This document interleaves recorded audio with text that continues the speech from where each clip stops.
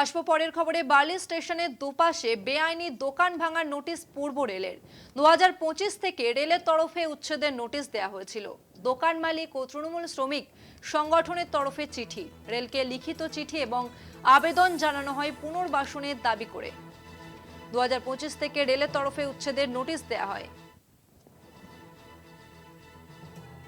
Barley স্টেশনের দুপাশে দোকান ভাঙার নোটিশ পূর্ব রেলের। 2025 থেকে রেলের তরফে উচ্ছেদের নোটিশ দেওয়া হয়েছিল। দোকান মালিক ও তৃণমূল শ্রমিক সংগঠনের তরফে চিঠি, রেলকে লিখিত চিঠি এবং আবেদন জানানো হয় পুনর্বাসনের দাবিতে। আরও একবার জানাবো, বার্লি স্টেশনের দুপাশে বেআইনি দোকান ভাঙার নোটিশ পাঠায় পূর্ব রেল। 2025 থেকে রেলের তরফে উচ্ছেদের নোটিশ দেওয়া হয়েছিল।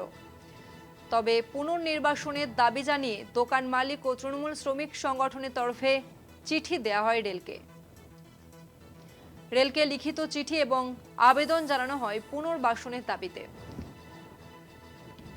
বার্লি স্টেশনের দুপাশে যে সমস্ত বেআইনি দোকান রয়েছে তা ভাঙার নোটিশ দেয় পূর্ব রেল এবং 2025-এই এই নোটিশ পাঠানো হয়েছিল পূর্ব রেলের তরফে।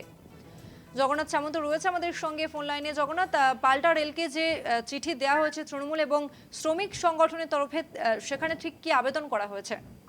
দেখো, সেটা আবেদন করা হয়েছে যে দোকানদারগুলো রয়েছে, প্রায় 100-র ওপর দোকান রয়েছে, তাদের পুনর্বাসন চাই। অর্থাৎ রেলের জমিতে বার্লি স্টেশনে 5 নম্বর প্ল্যাটফর্ম, চার পাশে দু রাস্তার দুধারে অসংখ্য দোকান, সেই গরিব মানুষরা বহুদিন ধরে সেখানে তারা ব্যবসা করছে, তাদের আচমকা এই নোটিশ আসায় তারা একেবারে ভেঙে পড়েছে। কিন্তু তৃণমূল কংগ্রেসের শ্রমিক সংগঠনের তরফ থেকে চিঠি দিয়ে জানানো হয়েছিল তাদের পুনর্বাসনের ব্যবস্থা করলে তারা হয়তো জীবন রক্ষা হবে এবং তাদের রোজগার থাকবে, কিন্তু সেটা না করেই, আর তোমাকে বলে রাখি 2025 সালে ওই একই ঘটনা ঘটেছিল, তখন আটকে গেল।